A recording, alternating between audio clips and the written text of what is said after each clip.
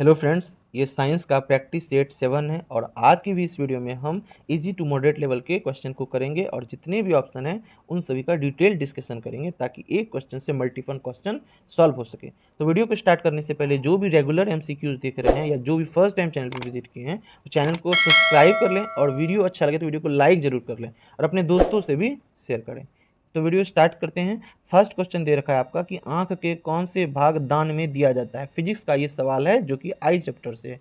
Cornea, पुतली, lens, कोई नहीं या एक से अधिक। तो इस क्वेश्चन का आपका राइट आंसर हो जाएगा कॉर्निया। ठीक है, कॉर्निया को दान किया जाता है। ठीक है, अब डिटेल से डिस्कस करेंगे क्योंकि आज से मैंने ये बताया है, अब से हम क्या कर रहे हैं, हर चीज़ का डिस्कशन पिक्चर के साथ, डायग्राम के साथ कर रहे हैं डिस्कशन, ताकि याद भी हो जाए। मेरा मकसद आपको याद भी कराना है बहुत सारे थ्योरीज। ठीक है, तो ये आई है, इसी का डायग्रामेटिक है। तो जो सबसे बाहर वाला है, जो ये आप देख रहे हैं ये वाला, यही है आपका कॉर्निया, इसी को दान किया जाता है। ठीक है, ये जो आपका कॉर्निया वाला भाग देख रहे हैं, यही लोग जो अपना आई डोनेट करते हैं तो यही डोनेट करते हैं, कॉर्निया। ठीक है, उसके बाद दूसरा ऑप्शन में क्या दे रखा है, पुतली, इसी को इंग्लिश में क्या बोलते हैं, पुपिल। ठीक है, और एक इरिस है ना, लेंस दे रखा है, लेंस है। तो इन तीनों के बारे में डिस्कस करते हैं। ठीक है, जो कॉर्निया होती है वो नेत्रदान के लिए बेस्ट होती है, नेत्रदान जो करते हैं यही करते हैं। ठीक है, जो पुपिल होती है, पुपिल के थ्रू लाइट अंदर जाता है, लाइट ऐसे अंदर जाता है। ठीक है, लाइट किसके थ्रू अंदर जाता है, पुपिल के थ्रू। और जो इरिस होते हैं, इरिस का क्या काम होता है, वो कलर, जो किसी का आइस ब्लू किसी का ब्राउन होता है ना, वो कलर के लिए रिस्पॉन्सिबल होते हैं ये इरिस। ठीक है, जो आपने गाना सुना होगा ब्लू आइस हिप्नोटाइज, तो इसी तरह के जो सॉन्ग है वो इरिस के लिए ही रहता है, वो इरिस के कारण ही होता है। और इसमें जो आप में क्या क्या दिया रखा है यहाँ पे, सप्लीमेंट्री लिगामेंट, इसका जरूरी है। हाँ, एक्वस ह्यूमरस जानिए, एक्वस ह्यूमरस भी जो है कि आपका रिफ्लेक्शन इन सभी के लिए रिस्पॉन्सिबल होता है। ठीक है, क्योंकि दो मीडियम हो गए ना यहाँ, एक तो वायु है, वायु से फिर आपकी आंखों में गए, तो दो मीडियम है तो यहाँ पे रिफ्लेक्शन हो जाएंगे। ठीक है, तो एक्वस ह्यूमरस जो है वो अपवर्तन में मदद करता है। ठीक है, और पीछे जो होते हैं यहाँ पे होते हैं आपके रेटिना, जिसको कि क्या बोलते हैं, दृष्टि पटल भी बोलते हैं। यहीं पे आपका इमेज बनता है, जो भी हम चीज़ देखते हैं ना उसका चित्र यहीं पे बनता है, रेटिना पे बनता है। ठीक है, और जो ऑप्टिकल नर्व होते हैं, वो ऑप्टिकल नर्व हमारे मिड ब्रेन से जुड़ा हुआ होता है। यही ऑप्टिकल नर्व मिड ब्रेन में जाके जुड़ा होता है, जिससे हमारे दिमाग में कोई चीज़ देखने के बाद संदेश पहुंचता है। ठीक है, ये बात आप ध्यान दीजिएगा। जो आंख के लेंस होते हैं, ठीक है, उन लेंस को जो होता है मोटा करना, पतला करना, सिकुड़ना, इन सब के पीछे सिलियरी मसल्स रिस्पॉन्सिबल होते हैं। ये जो आप देख रहे हैं सिलियरी मसल्स ही जो है कि कॉन्ट्रैक्ट और एक्सट्रैक्ट करते हैं, यानी जो लेंस को है वो दबा के पतला मोटा कर देता है और फिर खींच के पतला कर देता है, वो समय के अनुसार करता है। ठीक है, तो ये था आपका आई के बारे में कुछ बेसिक चीज़ जो हमने आपको बताया। अब आगे चलते हैं। अगला प्रश्न है आपका कि तापमान बढ़ने पर गैस की श्यानता क्या दे रखा है ऑप्शन, बढ़ती है, घटती है, समान रहती है, कोई नहीं या एक से अधिक। तो अगर तापमान बढ़ेगी, ठीक है, तो श्यानता क्या होगी, ये भी केमिस्ट्री का सवाल है। श्यानता किसको कहते हैं, कोई द्रव्य जो गाहरा होता है, गाहरा जो होता है ना, उसी को बोलते हैं श्यानता। तो अगर आप जानते होंगे कि जो टेम्परेचर होते हैं उनका श्यानता पे क्या प्रभाव पड़ता है, सबसे पहले तो अंडरलाइन जरूर कर दिया कीजिए, किसको बोल रहा है, गैस की श्यानता बोल रहा है। बढ़ती है, घटती है, समान रहती है, तो याद रखिएगा इसकी क्या हो जाएगी, गैस की श्यानता बढ़ती है। ऐसा क्यों बोला हमने, क्योंकि जो टेम्परेचर बढ़ाते हैं तो द्रव्य जो है उसकी श्यानता घटती है, बट गैस जो है उसकी श्यानता बढ़ती है। ऐसा क्यों होती है, द्रव गाढ़ा है, उसको गर्म किए तो वो पतला हो गया, तो श्यानता उसकी घट गई। अगर गैस को गर्म किए तो वो धीरे धीरे प्लाज्मा अवस्था में बदलने लगते हैं, और प्लाज्मा क्या होते हैं, गहरा होते हैं ना। गहरा होने का मतलब ये है वो श्यानता बढ़ी उसकी। तो गैस में क्या होती है, श्यानता बढ़ती है, और द्रव में श्यानता घटती है। चलते हैं अगले प्रश्न की ओर। अगला प्रश्न है गतिज ऊर्जा और स्थितिज ऊर्जा का योग है। इस क्वेश्चन का ऑप्शन दे रखा है मैकेनिकल ऊर्जा, थर्मल ऊर्जा, यांत्रिक ऊर्जा, कोई नहीं या एक से अधिक। तो ये सवाल है आपका फिजिक्स का कि गतिज ऊर्जा और स्थितिज ऊर्जा है, इसका योग क्या कहलाता है। तो अगर गतिज ऊर्जा पहले किसको कहते हैं, स्थितिज ऊर्जा किसको कहते हैं जान रहे हैं, तो आप ये सवाल का जवाब दे देंगे। तो इस क्वेश्चन का राइट आंसर हो जाएगा यांत्रिक ऊर्जा। यांत्रिक ऊर्जा जानने से पहले ये जान लेते हैं गतिज ऊर्जा और स्थितिज ऊर्जा क्या है। जो गतिज ऊर्जा होते हैं, कोई चीज गति में है, यानी वेलोसिटी का कुछ मान है, कुछ वैल्यू है दे रखा, तो समझिए वो गतिज ऊर्जा है।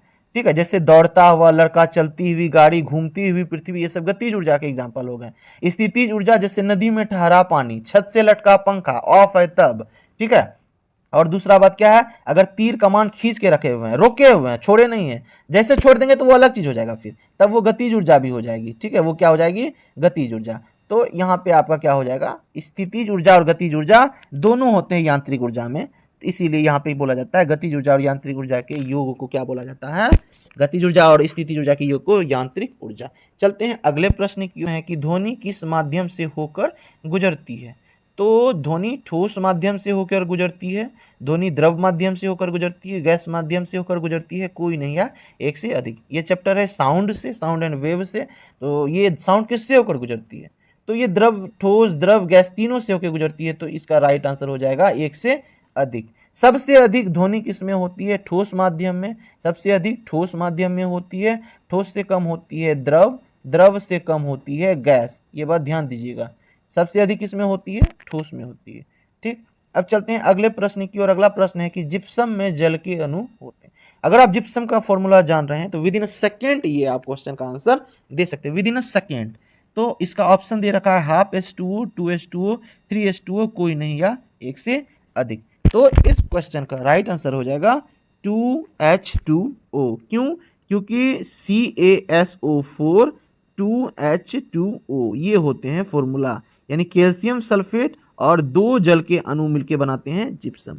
और ये जो हाफ ऑप्शन दे के रखा है, जब आप इसी जिप्सम को CaSO4 को हाफ H2O करोगे तो वो हो जाएगा आपका प्लास्टर ऑफ पेरिस। ठीक है, और ये कुछ नहीं है फालतू का, प्लास्टर ऑफ पेरिस। चलते हैं अगले प्रश्न की ओर। अगला प्रश्न है असंतृप्त हाइड्रोकार्बन किसे कहते हैं। तो जो हाइड्रोकार्बन है, ठीक है, खास करके असंतृप्त किसे कहते हैं। दो तरह के हाइड्रोकार्बन होते हैं, एक तो संतृप्त होते हैं, एक असंतृप्त होते हैं। वैसे हाइड्रोकार्बन जिसमें कार्बन कार्बन के बीच सिंगल बॉन्ड प्रेजेंट हो उसे संतृप्त हाइड्रोकार्बन, और जिसमें कार्बन कार्बन के बीच डबल बॉन्ड हो और कार्बन कार्बन के बीच ट्रिपल बॉन्ड हो उसे असंतृप्त हाइड्रोकार्बन कहते हैं। ठीक है, तो असंतृप्त बोला तो द्विबंधन और त्रिबंधन दोनों होगा, यानी इस क्वेश्चन का राइट आंसर हो जाएगा एक से अधिक। ठीक है, और ये जो एकल है ये संतृप्त होता है। ठीक है, ये क्या होते हैं, संतृप्त होते हैं। चलते हैं अगले प्रश्न की ओर। अगला प्रश्न है C2H5CHO में कितने पाई बंधन होते हैं। ये ऑर्गेनिक केमिस्ट्री का सवाल है। ऑप्शन दे रखा है 1, 2, 3, कोई नहीं या एक से अधिक। अगर आपका स्ट्रक्चर फॉर्मूला बनाने आता है तो आप इसका आसानी से बना सकते हो। ठीक है, पहले तो किसी का स्ट्रक्चर फॉर्मूला बना लो, उसके बाद उसमें बैठा दो। ठीक है, एक बात और, सबसे पहले ये बात जानो कि अगर कोई भी सिंगल बाउंड है तो उसमें एक सिग्मा होते हैं, अगर डबल बाउंड है तो एक सिग्मा और एक पाई बाउंड होते हैं। तो यहाँ दो बाउंड है ना, तो एक सिग्मा एक पाई हो जाएंगे, एक सिग्मा एक सिग्मा एक सिग्मा एक सिग्मा एक सिग्मा एक सिग्मा एक सिग्मा। ठीक है, तो यहाँ पे 1, 2, 3, 4, 5, 6, 7, उसके बाद 8 सिग्मा है यहाँ पे, और कितने, एक पाई बॉन्ड है। तो यहाँ पे सिर्फ पाई बॉन्ड पूछा जा रहा है, तो इसीलिए क्या मार देंगे, ये राइट आंसर हो जाएगा ऑप्शन ए आपका। ठीक है, क्योंकि आप इसको अब स्पीड बढ़ाओगे, जब आप प्रैक्टिस करने लगोगे तब आपका स्पीड खुद ब खुद बढ़ जाएगा। ठीक है, जब आप सबका फॉर्मूला जान जाओगे कि एल्केन का CnH2n होता है, सब में कहाँ पे डबल बाउंड लग सकता है। जैसे हम जो कि डायरेक्ट ओ देखें, बाकी सबका देखें सिंगल बाउंड है, और ओ देखें, ओ देखते ही माइंड में आया डबल बाउंड है, तो डबल बाउंड है तो एक सिग्मा एक पाई, यानी एक ही हो जाएंगे पाई बॉन्ड। तो इस प्रकार भी आप फास्टली कर सकते हैं जब आप प्रैक्टिस ज़्यादा करेंगे। चलते हैं अगले प्रश्न की ओर, जो कि बायोलॉजी का है कि पार्किंसन होगा, पार्किंसंस हो गया, पार्किंसन रोग किसकी कमी से होता है। तो ऑप्शन दे रखा है डोपामाइन की कमी से, प्रोटीन की कमी से, विटामिन की कमी से, कोई नहीं या एक से अधिक। तो इस क्वेश्चन का राइट आंसर हो जाएगा डोपामाइन। तो क्या है भाई डोपामाइन, तो आइए देखते हैं। जो हमारे ब्रेन होते हैं वहाँ पे बहुत सारे नर्व सेल्स होते हैं जो संदेश को एक जगह से दूसरी जगह पहुँचाने में मदद करते हैं। ठीक है, सिंगल नर्व सेल को न्यूरॉन कहते हैं, और सिंगर को नर्व सेल कहते हैं, ऐसे बहुत सारे को न्यूरॉन्स कहते हैं। तो जब दो न्यूरॉन्स आपस में कहीं एक जगह जुड़े होते हैं तो जोड़ को क्या बोलते हैं, साइनेप्स बोलते हैं। ठीक है, और उसके बीच गैप को साइनेप्स गैप बोलते हैं। ठीक है, जब दो हैंडशेक नहीं करता है, जैसे मान लीजिए कोई नोकिया में हैंडशेक कर रहा है, ठीक है, ये दो साइनेप्स आपस में जुड़े हैं, तो इसी दो के बीच कुछ केमिकल्स भरे होते हैं, उन्हीं केमिकल्स में होते हैं न्यूरोट्रांसमीटर। ठीक है, क्या होते हैं, न्यूरोट्रांसमीटर। और इसी न्यूरोट्रांसमीटर में क्या प्रेजेंट होते हैं, डोपामाइन और सेरोटोनिन दोनों प्रेजेंट होते हैं। डोपामाइन और सेरोटोनिन, आ जाइए यहाँ पे। डोपामाइन क्या के बारे में हमने बताया कि पार्किंसन रोग होता है, ठीक है। और सेरोटोनिन से जो रोग होते हैं वो बच्चों में होते हैं, ठीक है। सेरोटोनिन से ज़्यादातर क्या होते हैं कि याददाश्त जाने लगते हैं, ठीक है, याददाश्त से संबंधित बीमारी होती है, ठीक, याददाश्त कमजोर हो जाना, इन तरह की बीमारी वो डोपामाइन, ये सेरोटोनिन के कारण ही होता है। तो ये था आपका विटामिन की कमी से बहुत सारे रोग हैं, जो कि विटामिन का एक स्पेशल वीडियो बनाएंगे उसमें बताएंगे, फिर प्रोटीन के बारे में भी एक वीडियो बनाएंगे उसमें भी बताएंगे, ठीक है। चलते हैं अगले प्रश्न की ओर। अगला प्रश्न है कि मासिक चक्र के दौरान अंडोत्सर्ग किस दिन होता है। जो महिलाएं होती है उसमें आपको पता होगा कि हर मंथ एक अंडा बनके उसका अंडोत्सर्ग होता है और वो चला जाता है फैलोपियन ट्यूब में, और फैलोपियन ट्यूब में जाके वो स्थिर रहता है, और जब तक वो वेट करता है कि अगर शुक्राणु आके उनसे फर्टिलाइज करेंगे तो वो आगे जाएंगे, नहीं जाएंगे तो वो क्या होंगे, भ्रूण में आके इंडोमेट्रियम बना के नष्ट हो जाएंगे, ठीक है। तो मैं बेसिक बता देता हूं, जब आप फीमेल रिप्रोडक्टिव सिस्टम पढ़ेंगे तो वहां आप ये सभी चीजें डिटेल में देखें। अभी फिलहाल अंडोत्सर्ग की बात करता हूं। तो अंडोत्सर्ग जो महिलाएं जो होती है उसमें मासिक चक्र कब प्रारंभ होती है, 13 से 14 वर्ष की उम्र में होती है, ठीक है। 13 से 14 वर्ष की उम्र में महिलाओं में ये अंडोत्सर्ग प्रारंभ हो जाता है, जिसमें क्या होती हैं, जो फीमेल होती हैं उसमें 2 ओवरी होते हैं यानी अंडाशय होते हैं। इसी अंडाशय में क्या होते हैं, जो जर्म सेल होते हैं, जो मातृ कोशिका होती है, उससे बनते हैं ग्राफियन फॉलिकुल, ठीक है। और ग्राफियन फॉलिकुल बनने में कौन मदद करता है, तो FSH करता है, ये बात ध्यान दीजिएगा। कौन करता है, FSH करता है मदद ग्राफियन फॉलिकुल बनने में। ग्राफियन फॉलिकुल जब बन जाता है तो फिर ग्राफियन फॉलिकुल से ओवा बाहर निकल जाता है यानी अंडा बाहर निकल जाता है। उसी अंडे बाहर निकलने को बोलते हैं अंडोत्सर्ग। महिलाओं में शुरू होता है 13 से 14, जिसको कि क्या बोलते हैं, और समाप्त जो होते हैं 45 से 47 वर्ष की उम्र में अंडोत्सर्ग समाप्त हो जाते हैं, जिनको बोलते हैं समाप्त होने के मेनोपॉज बोलते हैं, ठीक है। क्या बोलते हैं, मेनोपॉज बोलते हैं, ठीक। तो जो अंडोत्सर्ग होते हैं वो किस दिन होते हैं, तो चार्ट की मदद से समझते हैं किस दिन होते हैं। ये है आपका चार्ट। तो फर्स्ट से जो 3 और 4 डे होते हैं उसमें सबसे पहले तो जो पहले आप बात कीजिए बन चुका है, ठीक है, हर चीज़। तो क्या होते हैं उस दिन आपका ब्लीडिंग होते हैं, ठीक है, जिस दिन महिलाओं में मासिक चक्र हो रहा होता है यानी पीरियड्स हो रहे होते हैं, तो 1 से लेकर 3 दिन तक ब्लीडिंग होती है, क्योंकि वो जो गर्भाशय की अंदरी दीवार है जिसको एंडोमेट्रियम कहते हैं वो टूट टूट के ब्लीडिंग के रूप में झर के गिर जाते हैं, ठीक है। वो क्यों बनते हैं, क्योंकि वो तैयारी करते हैं कि बच्चा आएगा और उसका आप पोषण करेंगे। लेकिन अगर शुक्राणु फर्टिलाइज नहीं करते हैं तो वो ब्रीडिंग के रूप में झर के इंडोमेट्रियम वाली वाल गिर जाती है। और फिर 3 से लेकर 13 दिन तक क्या होते हैं, जर्म सेल से धीरे धीरे डेवलप करते हैं, बना लेते हैं क्या, ग्राफियन फॉलिकल। ये इस प्रकार का ग्राफियन फॉलिकल बनते हैं। और जब 14वां दिन होता है, याद रखिएगा 14वां दिन, 13वां दिन से के बाद जैसे ही 14वां दिन आता है उधर उस दिन क्या होते हैं, LH हाई होते हैं। लेकिन उससे पहले तो FSH ही हाई रहते हैं। FSH का क्या काम होता है, जो ग्राफियन फॉलिकल बनाने में मदद करना, इसलिए तब तक FSH ही हाई रहते हैं। और जैसे LH हाई होते हैं उसी दिन क्या होते हैं, जो ओवा होते हैं वो ये ग्राफियन फॉलिकल से बाहर निकल जाते हैं। तो कैवां दिन हुआ, तो 14वां दिन बाहर निकला, ठीक है। और खाली जो खोखला होता है उसको बोलते हैं कार्पस ल्यूटियम। तो ये क्वेश्चन पूछा था कि अंडोत्सर्ग किस दिन होता है, तो आपका 14 से 15 दिन, यानी 14 दिन भी ऑप्शन में रहेगा। मैंने जानबूझ के दे दिया एवरेज, अगर आगे पीछे रहे तो आप मार सकते हैं 14 या 15 दिन, ठीक है। किसी का डिले हो जाता है कभी कभी 3 से 5 दिन, 1 से 3 दिन तो वही होगा, ब्लीडिंग होगा, ठीक है। 27 से 28 दिन ब्लीडिंग होगा या 1 से 5 दिन हो सकता है, ठीक। अगले प्रश्न की ओर चलते हैं। अगला प्रश्न है जाइगेंटिज्म का संबंध है GnRH से, PRL से, FSH से कोई नहीं या एक से अधिक। तो ये जो आपका सवाल है, ये आपका सवाल है इंडोक्राइन सिस्टम यानी अंतःस्रावित ग्रंथि। जब आप पढ़ेंगे उसमें आप इन सब के बारे में जानेंगे, ठीक है। तो ये जो हमने बताया था ब्रेन वाले चैप्टर में, हाइपोथैलेमस ग्लैंड हमारे ब्रेन में ही पाया जाता है, हाइपोथैलेमस ग्लैंड। उसी के नीचे पाया जाता है पिट्यूटरी ग्लैंड, जिसको मास्टर ग्रंथि भी बोलते हैं। क्यों, क्योंकि ये सबसे ज़्यादा हार्मोन को रेगुलेट करने का काम करते हैं। तो ये जो ऑप्शन में तीनों का तीनों दे रखा है ना, तीनों को रेगुलेट करने का काम कौन करते हैं, यही करते हैं, ठीक है, पिट्यूटरी ग्लैंड करते हैं, ठीक है। तो GnRH जो है, GnRH में ही आपके FSH आ जाते हैं और LH भी आ जाते हैं। तो ये दोनों तो एक ही हो गए। FSH follicular stimulating hormone, LH से ल्यूटिनाइजिंग हार्मोन। इस हार्मोन का क्या है, सेक्सुअल रिलेटेड कोई भी डेवलपमेंट करना, रिलीज करना, इस तरह की चीजें, ठीक है।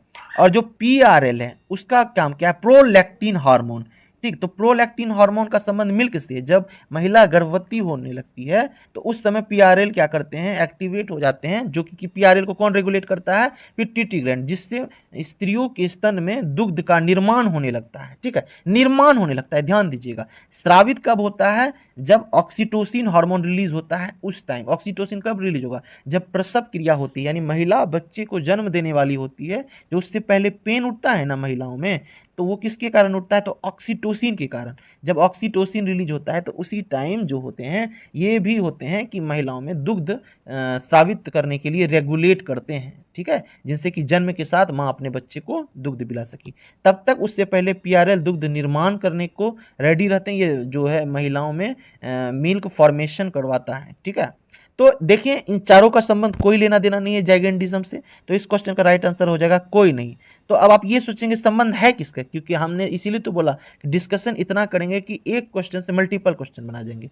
तो जाइगेंटिज्म क्यों होता है, एक और हार्मोन बता रहे हैं, ग्रोथ हार्मोन, पिट्यूटरी ग्लैंड से ही ग्रोथ हार्मोन रिलीज होता है। ठीक है, ग्रोथ हार्मोन जो होते हैं जिसके कारण कोई भी बच्चा वृद्धि करता है। ठीक है, तो ये ग्रोथ हार्मोन क्या होते हैं, किसी में ज्यादा हो जाते हैं, किसी में कम हो जाते हैं। तो जिसमें ज्यादा हो जाते हैं ना उसमें जाइगेंटिज्म नामक बीमारी हो जाती है, यानी अधिक ग्रोथ हार्मोन उसमें स्रावित हो रहा है, जिसकी वजह से वो अधिक लंबा हो जाता है। जैसे ग्रेट खली, वो जाइगेंटिज्म का ही एग्जाम्पल है, अधिक लंबा हो जाना। ठीक है, और कोई कोई बौना हो जाता है, उसमें ग्रोथ हार्मोन कम होता है, उसको क्या बोलते हैं, ड्वार्फ। ठीक है, वो बौना हो जाता है, वो भी ग्रोथ हार्मोन के कारण ही होता है। ठीक है, तो ये था आपका जाइगेंटिज्म। तो ये था आखिरी प्रश्न। अगर इसी तरह की एमसीक्यूज आपको अच्छी लग रही हो तो ऑनेस्ट रिव्यू देना कमेंट में, और चैनल पर नए हो तो सब्सक्राइब जरूर कर लेना, वीडियो को लाइक करके अपने दोस्तों से भी शेयर कर लेना।